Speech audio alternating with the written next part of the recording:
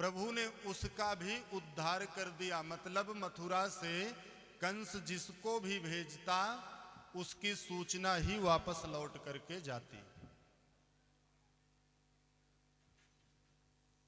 इस तरह से समय व्यतीत होते होते 1 वर्ष हो गया। कन्हैया 1 वर्ष के हो गए, अभी तक नामकरण नहीं हुआ।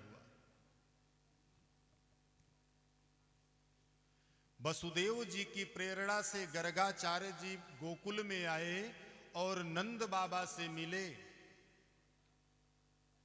और इस बात को गुप्त रखने के लिए, क्योंकि अगर गर्गाचार्य जी ने नामकरण किया है नंद बाबा के पुत्रों का तो कंस को एकदम क्लियर पता चल जाएगा, क्योंकि गर्गाचार्य जी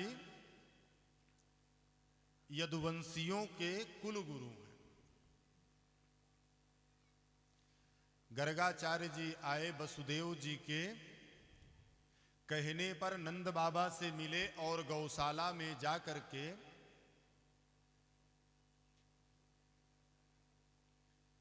दोनों पुत्रों का नामकरण किया। मैया यशोदा ने माता रोहिणी से कहा कि बाबा की थोड़ी परीक्षा ले लिया जाए कि अच्छा खासा ज्योतिषी है, चोखा ज्योतिषी है कि कोई खड़िया पलटन ही चला आया है।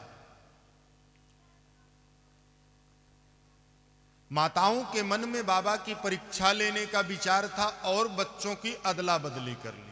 मैया यशोदा ने रोहिणी जी के पुत्र बलराम जी को गोद में ले लिया और रोहिणी जी को अपना पुत्र दे दिया।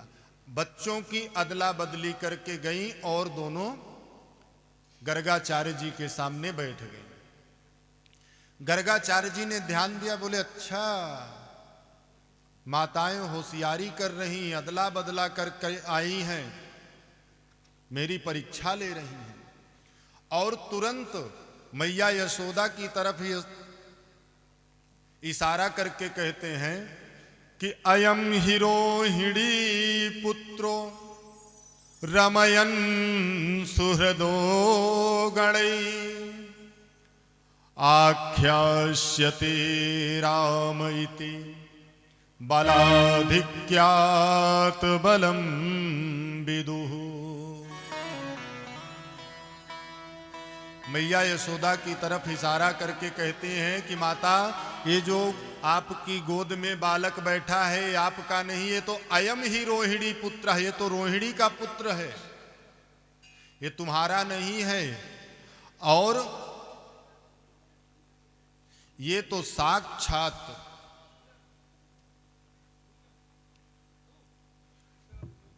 शेषावतार है, लोग इनको बलभद्र कहेंगे, इनका नाम बलराम होगा।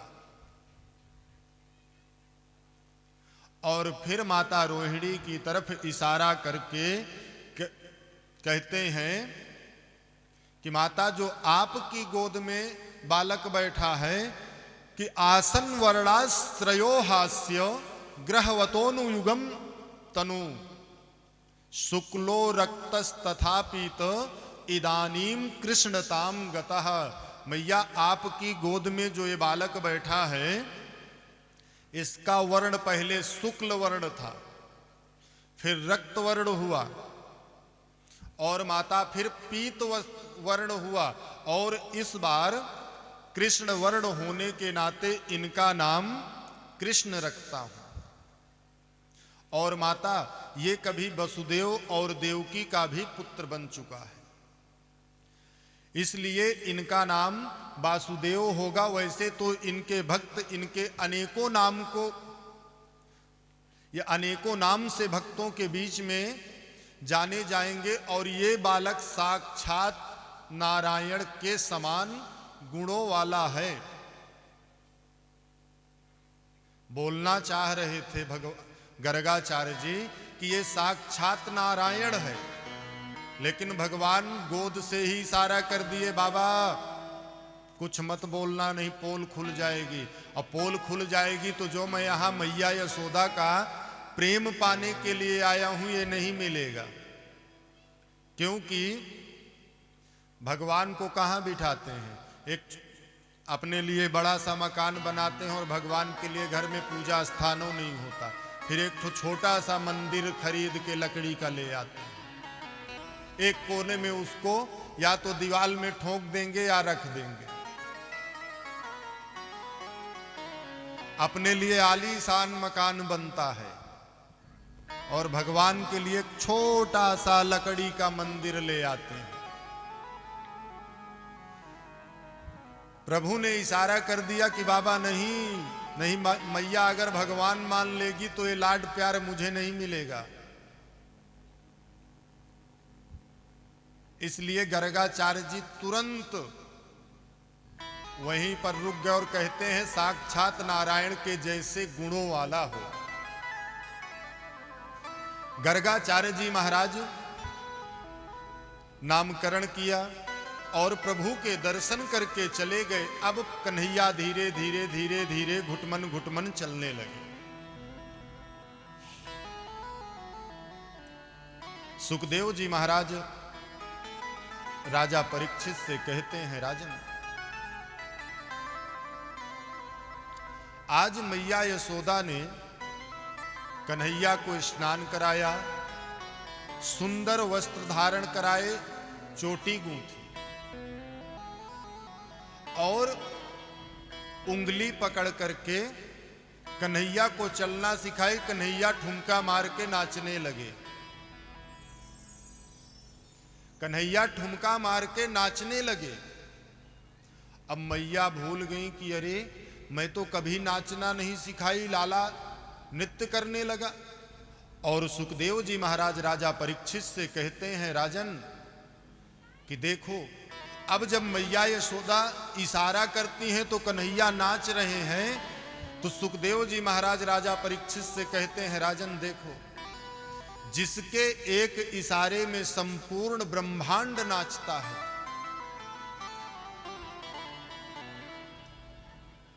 और जिसकी प्रार्थना जिसका ध्यान कि शेष महेश गणेश दिनेश सुरेशहु जाहि निरंतर ध्यावे, ताहि अखंड अनंत अनादि अछेद्य अवैद्य सुवेद बताऊं।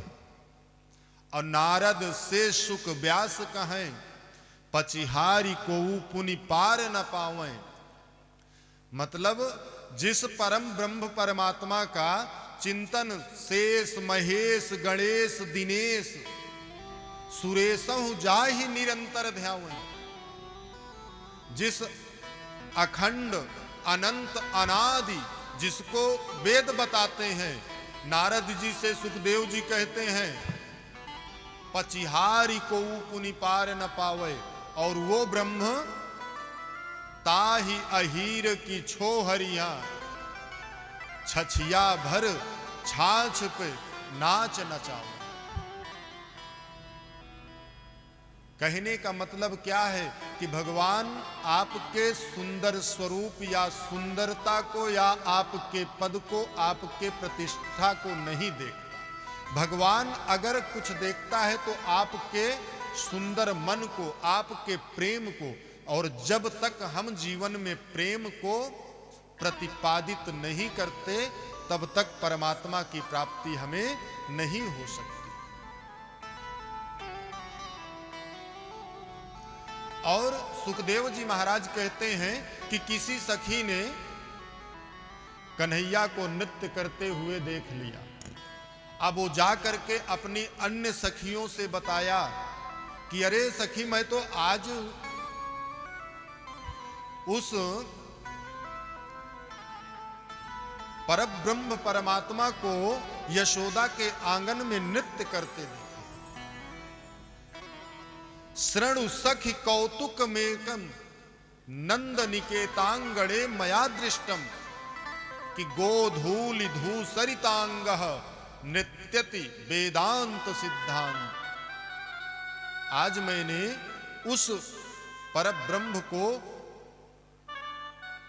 नंद रानी यशोदा के महल में नृत्य करते देखा। अब गोपियों का मन मयूर प्रभु की उस सुंदर झांकी को देखने के लिए, दर्शन करने के लिए लालाई तो हो उठा और वो उपाय करने लगे कि कैसे हम किस बहाने से नंद रानी के घर जाएं और जा करके हम कन्हैया का दर्शन करें। सभी सखियों ने मिलकर के एक बहाना बनाया और जब उनकी सासू मां सुबह सुबह चली गईं जमुना जी स्नान करने के लिए, तो उनके घर जो दही मथने की मटकियां थी उन मटकियों को लेकर के आंगन में पटक पटक के फोड़ दिया। मटकियां फूट गई। जब सासू अम्मा लोग जमुना जी से स्नान करके लौट के आई, आंगन में मटकी फूटी देखी तो पूछी, बहू ये मटकी किसने फोड़ी? बहुओं ने तुरंत बता दिया, वो नंद के छोरा ने मटकी फोड़ दी। तो पहले तो क्रोधित हुई, फिर कहते बहू एक काम करो, आजकल नंद का छोरा बहुत बिगड़ गया है, जा करके तुम उलाहना दे करके आओ, क्योंकि अगर मैं जाऊंगी तो बात बिगड़ जाए। और गोपियां सब एकत्रित होकर के नंद रानी यशोदा के महल में आती हैं कन्हैया के दर्शन करने के लिए, उलाहना लेकर के, उलाहने के बहाने।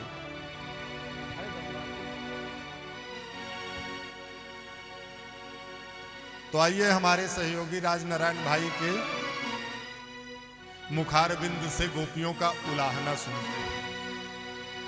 भोलबा के बिहारी लाल की जय। अरे मैया कन्हैया की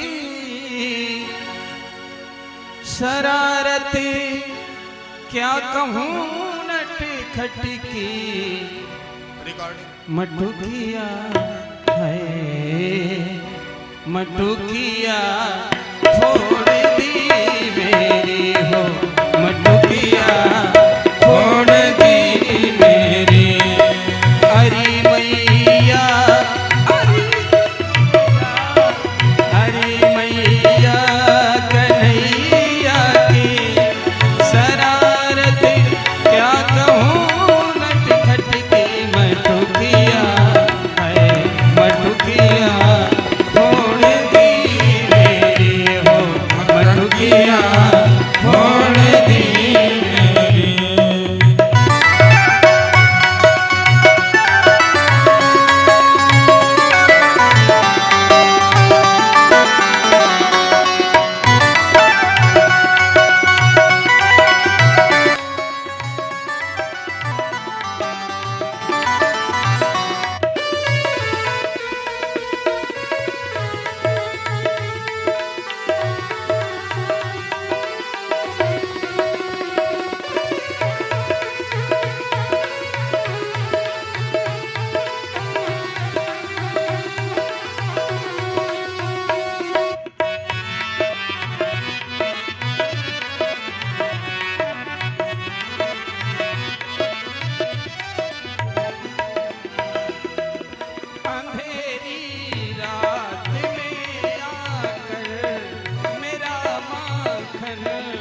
चुराता है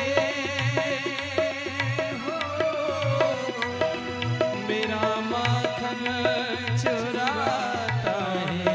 ये लड़ता है, झगड़ता है, मुझे आंखें दिखाता है हो, मुझे आंखें दिखाता है। चुनरिया खींच कर वो मोरी, चुनरिया खींच कर वो मोरी, ये मारा हाथ घूंघट पट पे नथनिया है, नथनिया तोड़ दी मेरी हो, नथनिया तोड़ दी मेरी। अरे मैया, अरे मैया कन्हैया की शरारत क्या कहूँ नट खट की मटुकिया है, मटुकिया फोड़ दी मेरी हो मटुकिया फोड़ दी मेरी।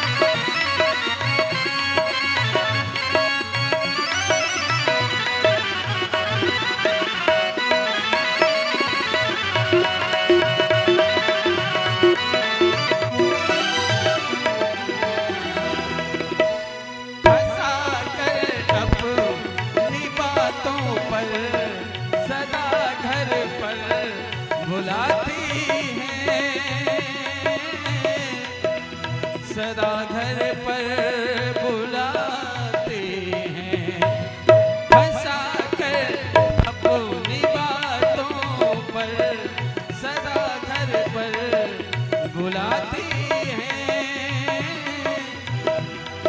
सदा घर पर बुलाते हैं। अगर इनकार करूं मैया शिकायत लेके आती है, ओ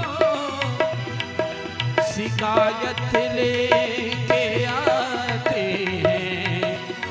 ये झूठी है जमाने की, ये झूठी है जमाने की, मेरी छीन करके पनघट पे मुरलिया है मुरलिया तोड़ दी मेरी हो मुरलिया तोड़ दी मेरी।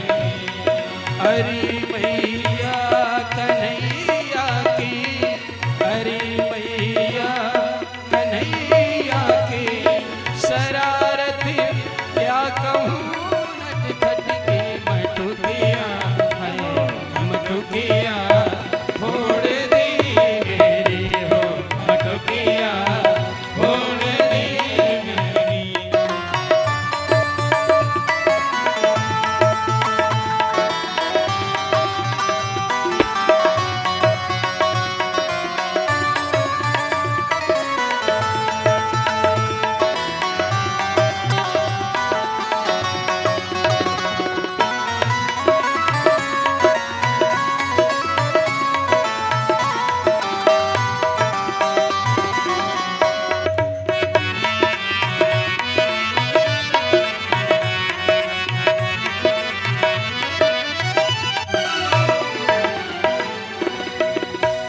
ये झगड़ा गोपी ग्वालों का अनोखा है निराला है हो निराला है अनोखा है। बिहारी से अमिलने का सुनहरा ये ही मौका है हो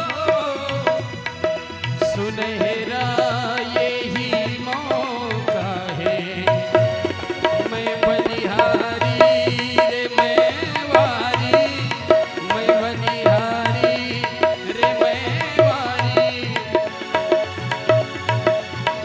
मैं बलिहारी रे मैं वारी। कन्हैया को बिठा कर दिल में गगरिया है गगरिया जोड़ दी मेरी हो गगरिया जोड़ दी मेरी।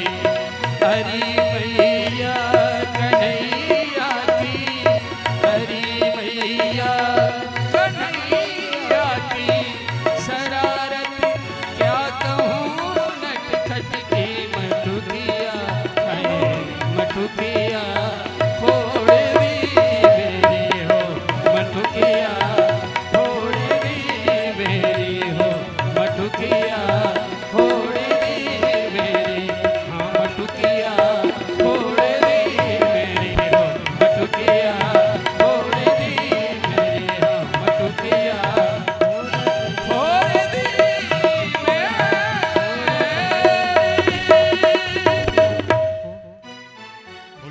के लाला की जय।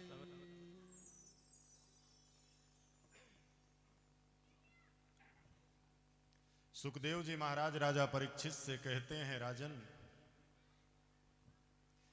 सभी गोपियां नंदरानी के महल में पहुंची। अब मैया यशोदा प्रातः काल सारी गोकुल की गोपियां नंदरानी के महल पे आ रही हैं। नंदरानी आज सोच रही कि ना तो एकादशी का व्रत है, ना सत्यनारायण की कथा मैंने रखी, ना कोई ऐसा व्रत अनुष्ठान है। ये सुबह सुबह क्यों इतनी सारी ग्वालिनें मेरे घर आ रही हैं? और जैसे ही समस्त गोपियां पहुंची और नंदरानी से मिली, नंदरानी कुछ कह पाती उसके पहले ही कहती हैं, बताओ तुम्हारा लाला कहाँ है? नंदरानी यशोदा कहती है, देवियों हुआ क्या, बताओगी? बोले नहीं, पहले ये बताओ कि तुम्हारा लाला कहाँ है।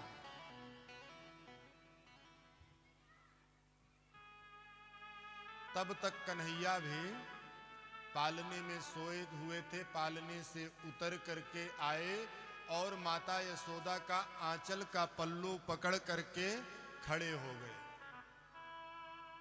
और विचार करने लगे कि आज पक्का ये ग्वालिनें सब सुबह सुबह आ गई हैं प्रातः काल घर में, आज पक्का पिटाई पड़ेगी।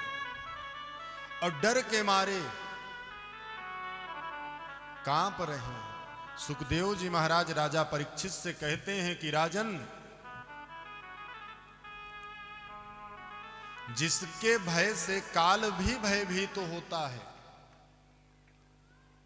वो मैया यशोदा के भय से भयभीत है और डर कर कांप रहा है।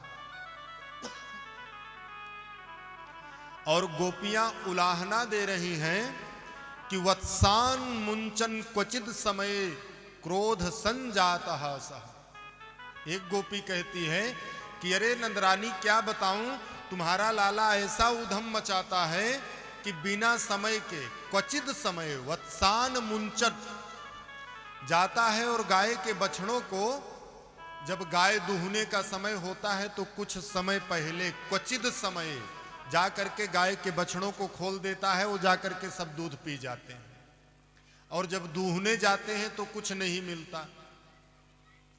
मैया यशोदा कहती हैं कि जब ऐसा उधम मचाए तो थोड़ा डांट दिया करो।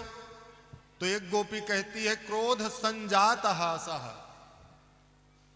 अरे नंदरानी, तुम नहीं जानती, जब हम क्रोध करके डांटने के लिए करती हैं तो ये लाला तुम्हारा हंस देता है तो हमें भी हंसी आ जाती है, हम भी हंसने लगते हैं।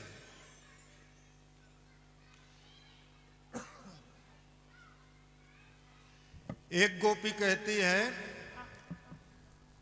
अरे मैया क्या बताऊं, ये तुम्हारा लाला है ना, देखने में 1.5 बिलात का है, इसके तो पेट में दाढ़ी है, ये आपके सामने खड़ा है तो ऐसा लगता है कुछ नहीं जानता। और जैसे ही महल के बाहर निकलता है वो चौकड़ी लगाता है और अगर हम सोचते हैं कि अपने से माखन दे दे खा लेवे तो नहीं खाता।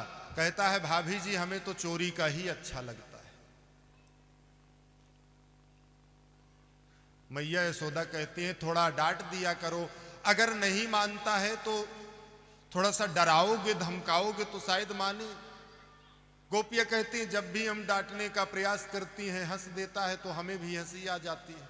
मैया यशोदा कहती हैं, तो बताओ मैं क्या करूं।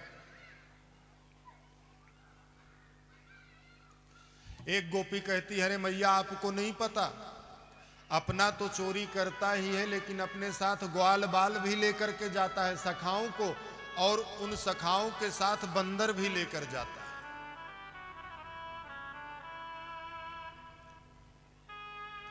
मैया यशोदा से सभी गोपियां अपने अपने अनुसार शिकायत करती हैं। उनका शिकायत तो केवल एक बहाना है, उनको तो कन्हैया का दर्शन करना है, कन्हैया को देखना है। उलाहना तो केवल एक माध्यम हो गया, बहाना हो गया। एक गोपी कहती है, जब मैया यशोदा कहती हैं कि एक काम किया करो, अपना दही और मक्खन को छींके में बांधकर ऊपर टांग दिया करो, एक गोपी कहती है मैया हम सब करके देख लिए, सब करके हार गई। ये जितने ग्वाल बाल सखा है ना, सब बैठ जाते हैं एक दूसरे के ऊपर हो करके और छींके से दही और मक्खन को निकाल करके और ये लोग खा जाते हैं। कुछ अपने खाते हैं, कुछ बंदरों को खिलाते हैं।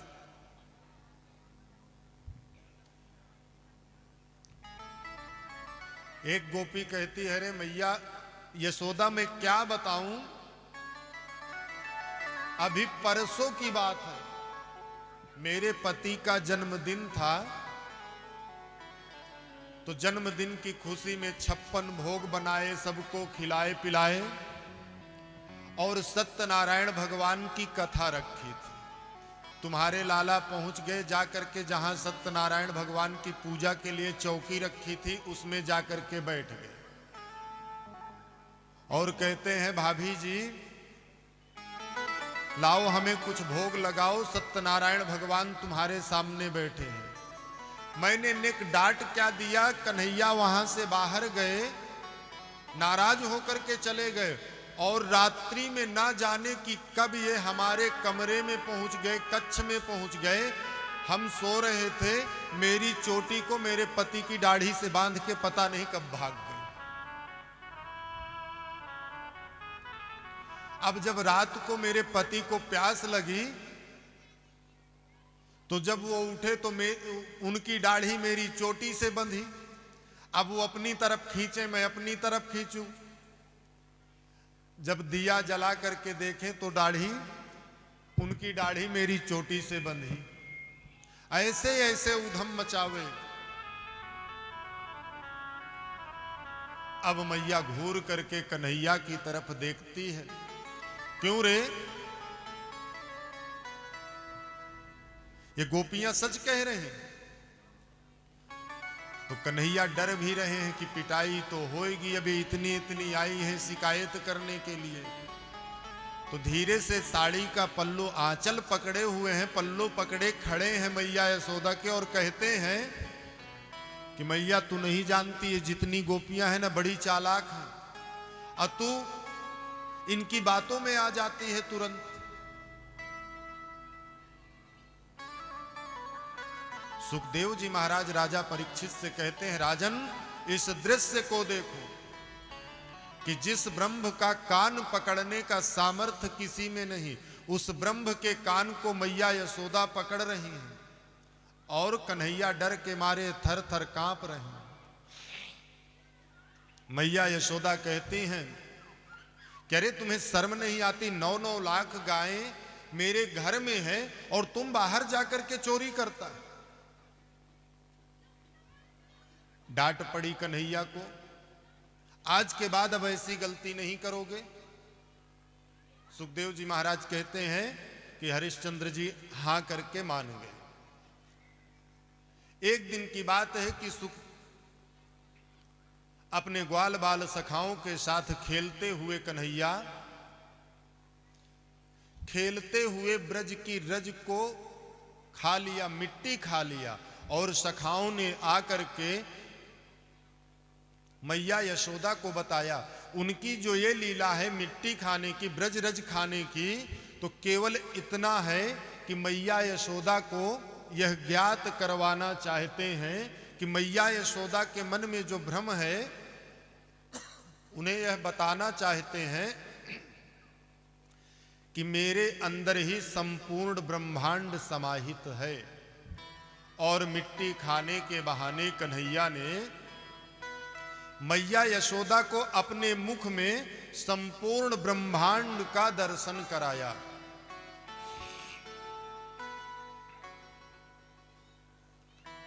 सुखदेव जी महाराज राजा परीक्षित से कहते हैं राजन अब विचार करें कि नंद रानी का इतना बड़ा महल, 9-9 लाख गायें, अब विचार करिए कितने नौकर चाकर रहे होंगे। लेकिन इतने नौकर चाकर सब रहने के बाद भी अपने पुत्र के लिए दही बिलोना, मक्खन निकालना या दूध पकाना या पुत्र को स्नान कराना, पुत्र को कपड़े पहनाना, यानी पुत्र की जितनी भी सेवा होती है, लालन पालन किया जाता है, मैया यशोदा उसके लिए कोई नौकर नौकरानी नहीं रखी, स्वयं अपने हाथ से करती हैं। और आजकल हम लोग हैं कि थोड़ा सा हमारे पास पैसा रुपया आ गया और शायद कहीं ना कहीं आज जो बच्चों पर हमारे कुसंस्कार अधिक आते हैं, उसका एक कारण ये भी है, बच्चा पैदा नहीं हुआ और पहले से उसकी देखरेख के लिए आया नियुक्त हो गई। बच्चा पैदा हुआ,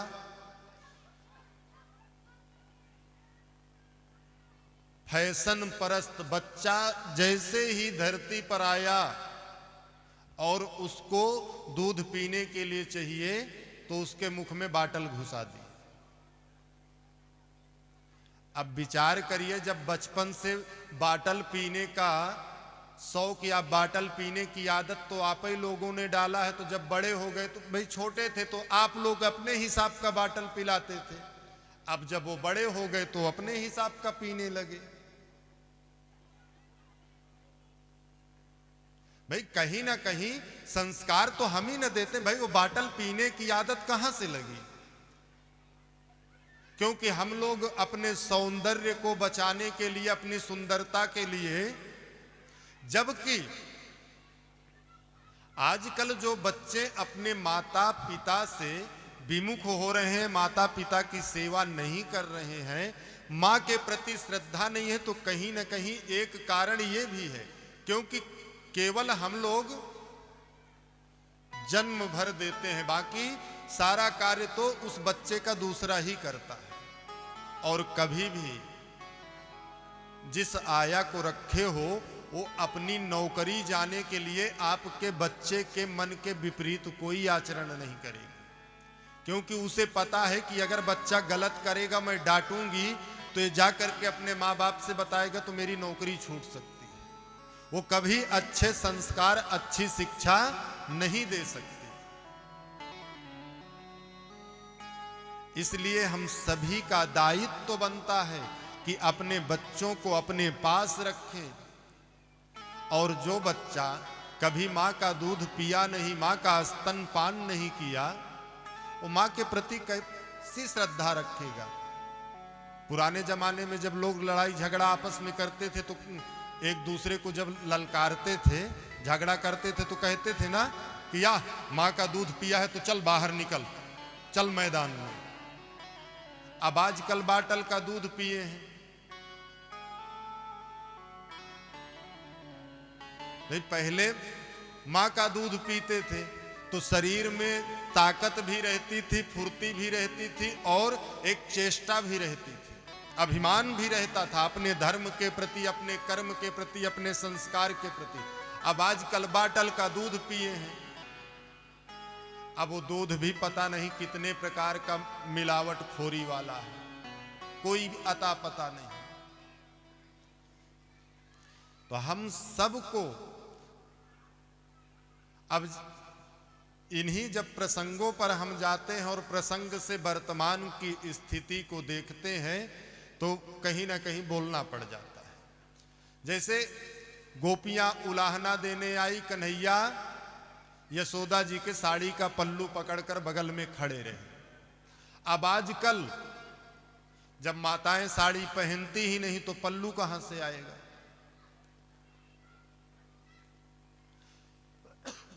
भाई जो एक बच्चे के प्रति, पुत्र के प्रति जो एक मां की ममता होती थी, आप देखे होंगे जब इतनी सारी सुविधाएं नहीं होगी, आजकल वाले नहीं, लेकिन जो माताएं हमारी बैठी हैं वृद्ध, उनको पता होगा कि जब उनके जमाने में इतनी सुविधाएं नहीं थे, घर घर छाता और इत्यादि नहीं होते थे, बच्चों को लेकर के मंदिर जाते थे या बाजार जाते थे, धूप अधिक हो तो एक जगह खड़े हो जाए या बस स्टैंड में या गाड़ी का इंतजार करें, धूप अधिक लगे तो अपने उसी साड़ी के पल्लू से बच्चे के सिर को ढककर बगल में खड़ा करके छुपा लेती थी, धूप ज्यादा ना लगे।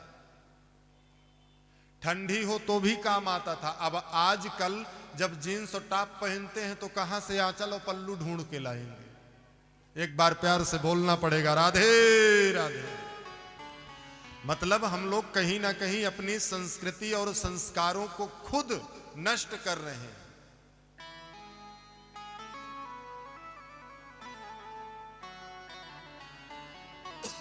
तो मैं निवेदन कर रहा था कि सुखदेव जी महाराज राजा परीक्षित से कहते हैं, राजन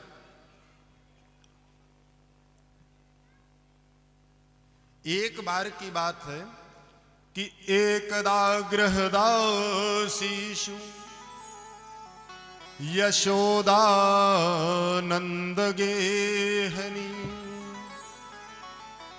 कर्मांतर नियुक्ताशु निर्ममंथ स्वयं दधी। सुखदेव जी महाराज राजा परीक्षित से कहते हैं कि घर में अनेकों दास दासियां हैं, परंतु कर्मांतर नियुक्तासु निर्ममंथ स्वयं दधी। मैया यशोदा कन्हैया के लिए स्वयं दही का मंथन कर रही थी और मन में विचार कर रही थी कि अभी जगेगा आएगा तो वो खाने के लिए दही मांगेगा, और दही मथ रही थी। इतने में कन्हैया आ गए और दही खाने की जिद कर गए। अभी मक्खन निकला नहीं तो मक्खन कहां से देंगे। कन्हैया को इधर उधर ध्यान भटकाने में लगी रही कि शायद किसी तरह से, भाई होता है ना घरों में कि बच्चे जब मचल जाते हैं। अब आजकल तो टेंशन नहीं रहता बच्चों को मनाने के लिए, क्योंकि बच्चा अगर खाना ना खाए तो उसको मोबाइल दे दो, बच्चा रोने लगे तो मोबाइल दे दो, बच्चा अगर डिस्टर्ब करे बैठे हो शांति से और बच्चा अगर सोचे कि मम्मी से थोड़ा लाड प्यार कर ले तो उसको मोबाइल दे दो दूर, वो शांत अपने आप, संसार की सारी वस्तु उसको मिल गई। और पहले माताएं बहाना खोजती थी, अमुक वस्तु नहीं है बेटा, रुक जा, अभी इसके बदले ये वस्तु तुझे देंगे, ये देंगे, ऐसे करके बहाने बना करके टाल मटोल करती थी। और आजकल तो सबसे अच्छा बहाना है मोबाइल। मोबाइल पकड़ा दो, सारी शांति।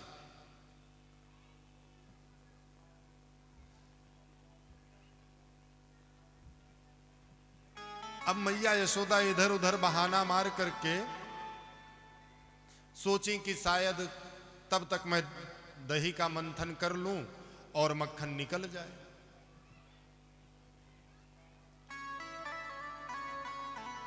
कन्हैया को मनाने का प्रयास करती हैं, जिस वस्तु को बोल देती हैं कन्हैया बस उसी में मचल जाते हैं। मैया यशोदा कहती हैं, लाला ने रुको, मैं तुम्हें चंदा मामा ला के दूंगी। अब वो दही मक्खन सब भूल गए, चंदा मामा की याद आ गई।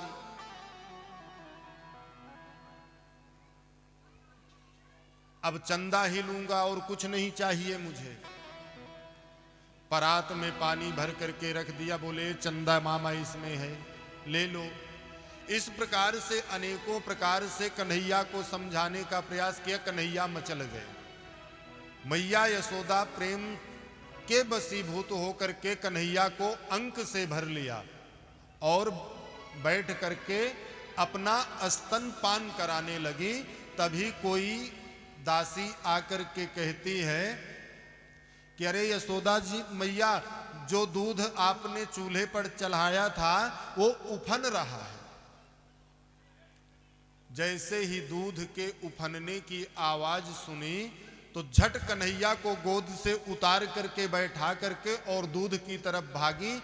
अब वो 2.5 वर्ष का कन्हैया क्रोध के मारे तमतमा गया कि मतलब दूध ज्यादा प्यारा है, पूत ज्यादा प्यारा नहीं। और सुखदेव जी महाराज कहते हैं राजा परीक्षित से कि राजन, वो 2.5 वर्ष का कन्हैया वहीं आसपास में लोढ़ा रखा था। लोढ़ा समझते हैं ना, क्योंकि आजकल मिक्सी के जमाने वाले हैं। पहले घरों में मिक्सी के पहले सिल और लोढ़ा हुआ करता था। तो लोढ़ा पा गए, लोढ़ा को उठा करके जिस मटकी में दही का मंथन कर रही थी यशोदा जी, अब वो तो चली गई दूध के बचाने के लिए, लेकर के उसमें लोढ़ा मार दिया, वो फूट गया। मटकी फूट गई तो अब जब मटकी फूट गई तो अब रोने लगे। और छोटे छोटे बच्चों को बहाने बहुत आते हैं, अगर कोई गलती कर जाते हैं तो जानते हैं कि पिटाई पड़ेगी तो पहले से रोना शुरू कर देते हैं। कन्हैया कुछ देर खड़े रहे, उसके बाद वहां से तुरंत भागे और दूसरे आंगन में पहुंच गए और वहां जाकर बंदरों को दही और मक्खन खिला रहे। इधर जब नंदरानी यशोदा आई, देखी तो पहले तो नंदरानी यशोदा को हंसी आई, फिर कहती हैं कि नहीं, अगर इसी तरह मैं इसकी गलतियों को अगर मैं इग्नोर करते चली जाऊंगी, अनदेखा कर दूंगी, तो रोज दिन बिगड़ेगा। तो अब छड़ी लेकर के कन्हैया को ढूंढने लगी। तो जब देखी कि दूसरे आंगन में बैठी, तो जैसे ही कन्हैया ने देखा कि मैया यशोदा छड़ी लेकर आ रही है, तो आगे आगे कन्हैया, पीछे पीछे मैया दौड़ लगा दी। सुखदेव जी महाराज राजा परीक्षित से कहते हैं, राजन, मैया यशोदा जो जूड़े में अपने पुष्प लगाई थी, वो पुष्प उनके सिर से गिर करके नीचे जमीन पर गिर रहे, उनके पैरों के नीचे आ रहे, मानो वो पुष्प ये कहना चाहते हैं कि मैया, हम तुम्हारे सिर में नहीं, हम तो तुम्हारे पैरों के नीचे रहने योग्य हैं। तुम कितनी बड़ी बड़भागी हो कि जिस ब्रह्म के भय से संपूर्ण संसार यहां तक काल भी भयभीत तो होता हो, वो तुम्हारे प्रेम में इतना बड़ा सामर्थ्य है कि कन्हैया डर के मारे आगे आगे भाग रहा है। जब कन्हैया ने देखा कि मैया हार गई तो स्वयं पकड़ाए और ऊखल बंधन के माध्यम से ऊखल में स्वयं बंध गए और ऊखल बंधन के माध्यम से जो पूर्व जन्म में नारद जी के श्राप से कुबेर के दो पुत्र थे, नलकूबर और मणिग्रीव, उनको नारद जी ने श्राप दिया था वृक्ष हो जाने का, जड़ हो जाने का। तो नंद बाबा के द्वार पर जो दो यमलार्जुन के वृक्ष हैं, वो कुबेर के पुत्र श्राप बस वहां है। उनको श्राप से, नारद जी के श्राप से मुक्त करने के लिए स्वयं ऊखल में बंधन स्वीकार किया और उन दोनों का उद्धार किया।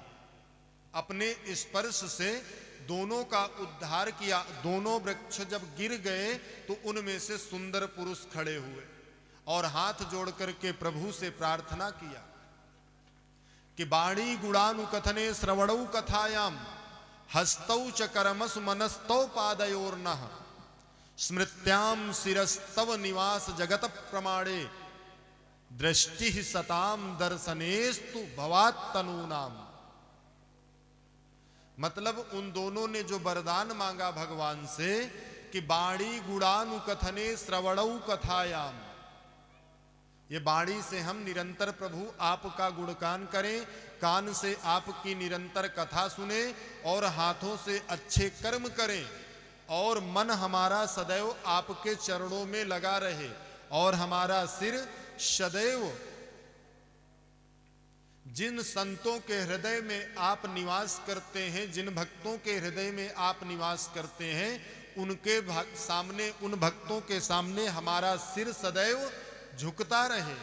और ये जो हमारी दृष्टि है, दृष्टि ही सताम दर्शनेस्तु भवात्तनूनाम, इस दृष्टि से जब हम संसार की तरफ निहारें तो केवल प्रभु संसार में आपका ही हमें दर्शन हो। इस प्रकार से उनका उद्धार किया। दोनों चले गए अपने स्वधाम को और इधर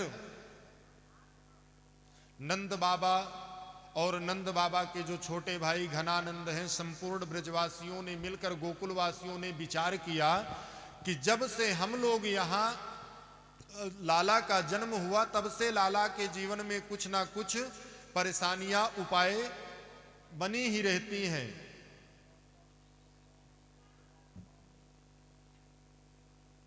सो सभी ने गोकुल को छोड़ने के लिए निश्चय किया और सभी लोग वृंदावन चले गए। संपूर्ण गोकुलवासी वृंदावन में निवास करने लगे। वृंदावन आकर के प्रभु ने अनेकों लीलाओं को किया, लेकिन इधर कंस तो केवल एक ही ताक में रहता है कि किसी भी प्रकार से मौका लगे और कृष्ण को मार दे। वत्सासुर नामक राक्षस को भेजा प्रभु ने, उसका उद्धार कर दिया। बकासुर को भेजा, उसका उद्धार कर दिया। अघासुर को भेजा प्रभु ने, उसका भी उद्धार कर दिया। और जब अघासुर का उद्धार किया और अपने ग्वाल बाल सखाओं के साथ जमुना के किनारे बैठ करके सबके साथ भोजन कर रहे थे, तो ब्रह्मा जी ने देखा तो ब्रह्मा जी भी भ्रमित हो गए। ब्रह्मा जी के मन में जो भ्रम था, उस भ्रम को भी प्रभु ने दूर किया। ब्रह्मा जी के मन में भ्रम और जो मोह उत्पन्न हुआ, उस मोह का परमात्मा कृष्ण ने नाश कर दिया। इधर कंस ने फिर एक राक्षस धेनुकासुर को भेजा, प्रभु ने उसका भी उद्धार कर दिया। अब आज प्रभु के मन में विचार आया कि जमुना जी में कालिया नाग रहता है, और जो भी अनजाने में जाकर के उस कालिय दह का पानी पी लेता है या उसके ऊपर से कोई पक्षी उड़ करके जाते हैं, तो उस कालिया के विष के प्रभाव से निर्दोष जीव मर जाते हैं। प्रभु ने अपने ग्वाल बाल सखाओं के साथ खेलने के बहाने उस कालिय दह में कूद करके और उस कालिया नाग के मान का मर्दन करके समस्त ब्रजवासियों की रक्षा किया।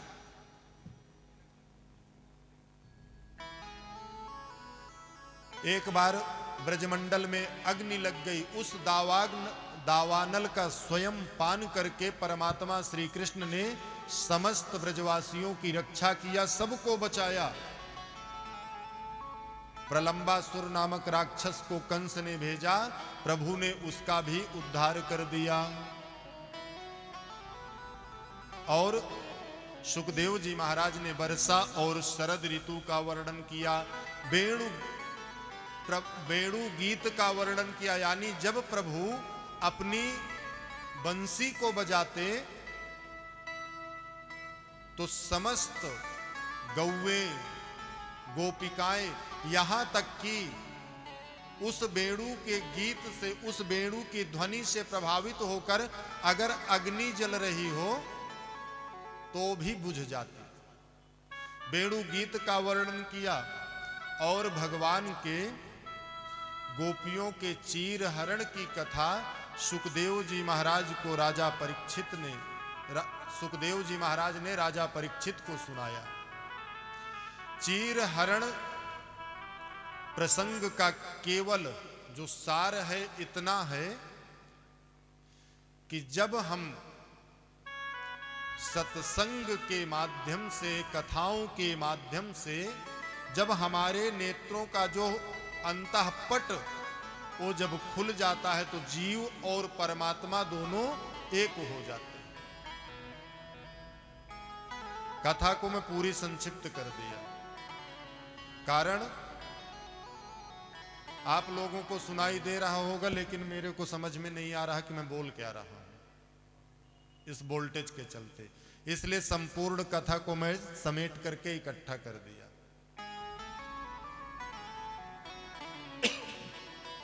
चीर हरण के माध्यम से जो गोपियों के मन में कामना थी, उस कामना को भी पूर्ण किया और गोपियों को आश्वासन दिया कि शरद पूर्णिमा की रात्रि में मैं आप सबके साथ रास की लीला करूंगा और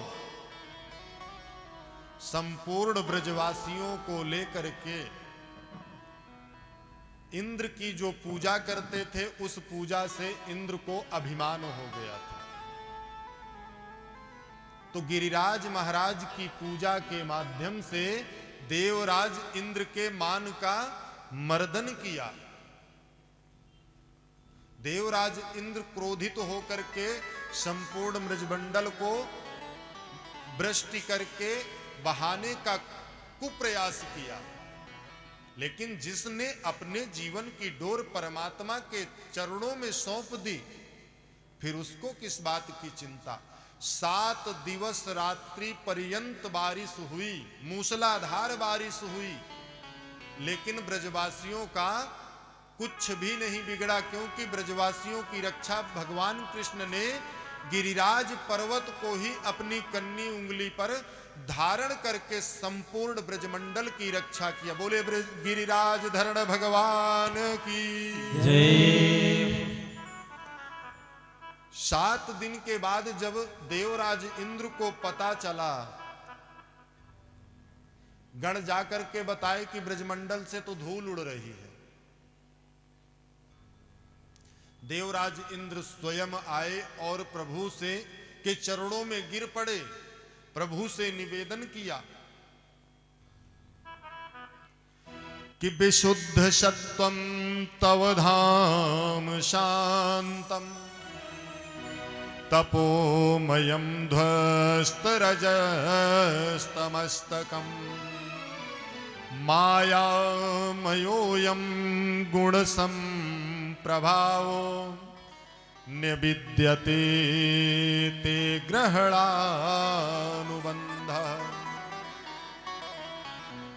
सुखदेव जी महाराज राजा परीक्षित से कहते हैं कि परमात्मा श्री कृष्ण के चरणों में गिर करके प्रार्थना करते हैं और कहते हैं कि आप तो स्वयं कृपा के सागर हो।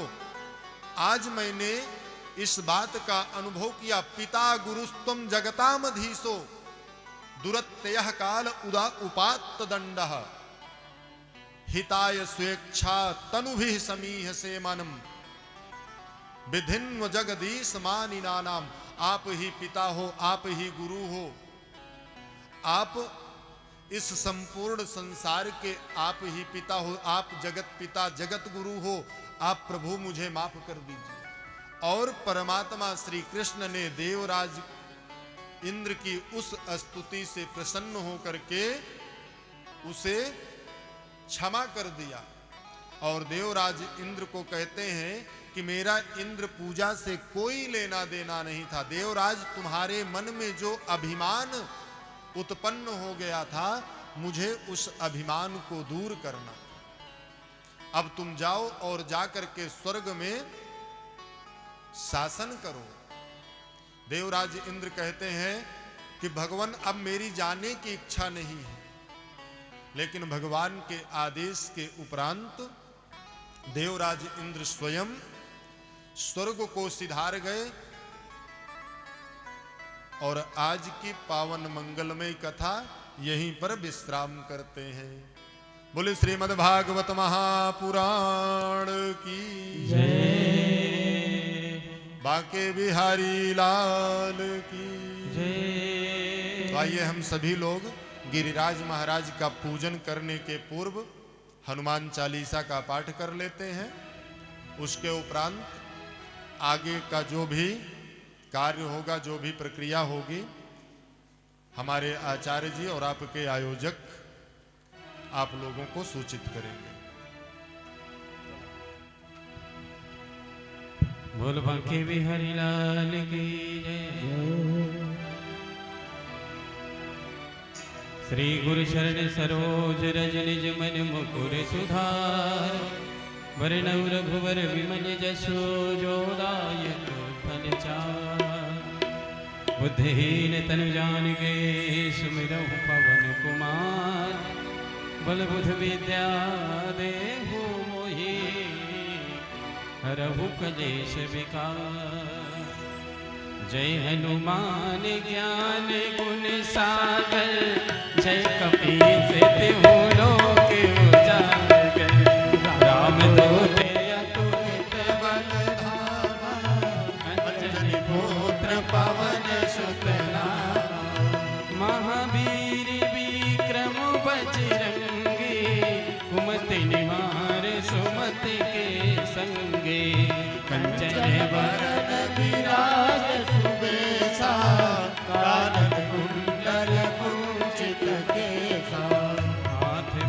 छत्र और ध्वजा विराजे, कांधे मूंज जनेऊ साजे। शंकर सुवन केसरी नंदन, तेज प्रताप महाजगवंदन।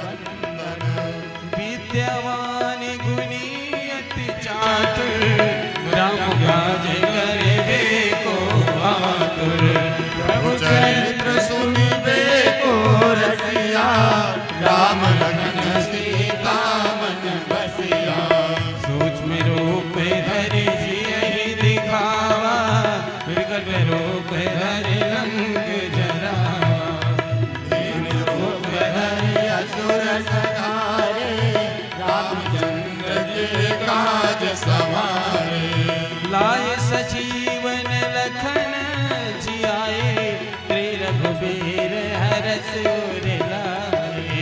रघुपति के बहुत बड़ाई, तुम मम प्रिय भरतहि सम भाई। सहस वदन तुम्हारो जस गावे, हस कई श्रीपति कंठ लगावे। सनिकादिक ब्रह्मादि मुनीसा, नारद सारद सहित अहिंसा। जम कुबेर दिगपाल जहाते, कवि कोविद कहि सके कहाते। तुम उपकार सुखी वही कीन्हा, राम मिलाय राजपद दीन्हा। तुम्हरो मंत्र विभीषण माना, लंकेश्वर भय सब जग जाना।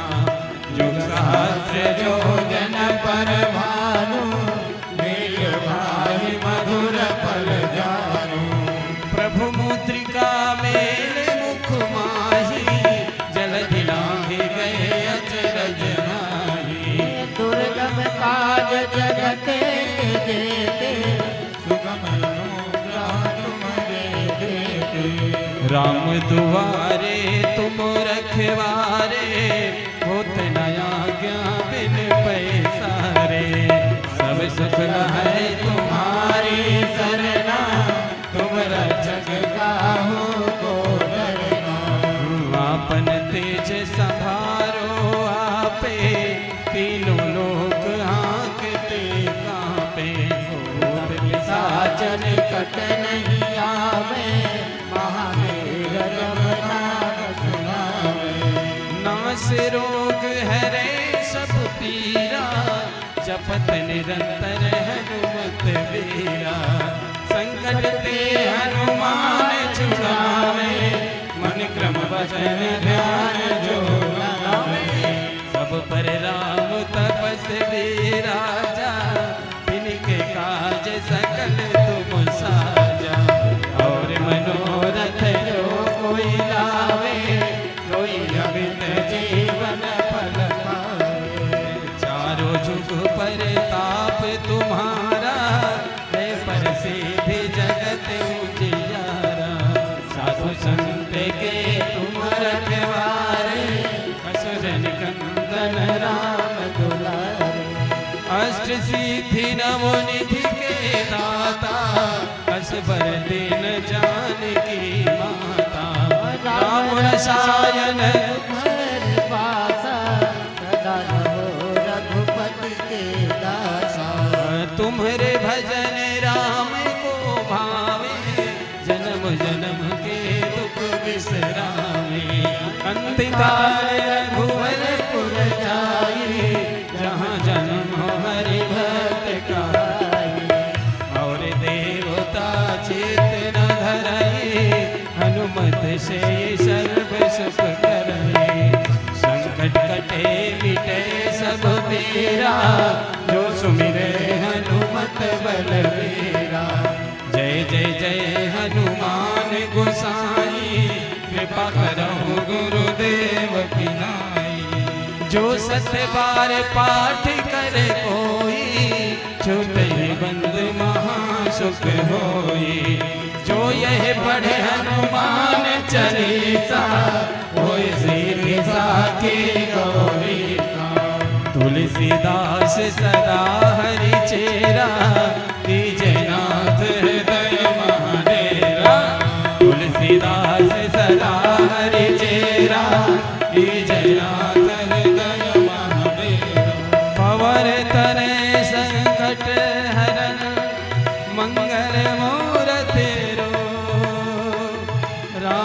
लखन सीता सहित हृदय बसहु सुरभो हृदय बसहु सुरभो हृदय बसहु सुरभो।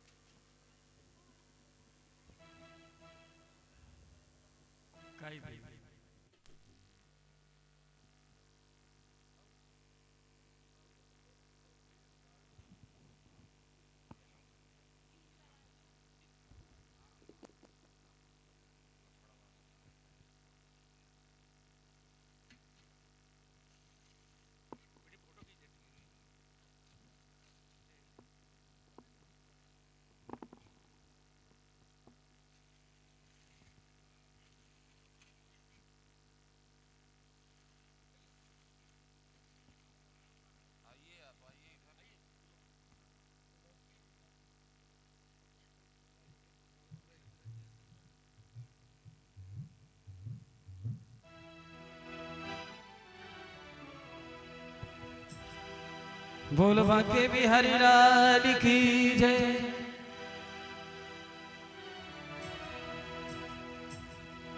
मैं तो गोवर्धन को जाऊं मेरे वीर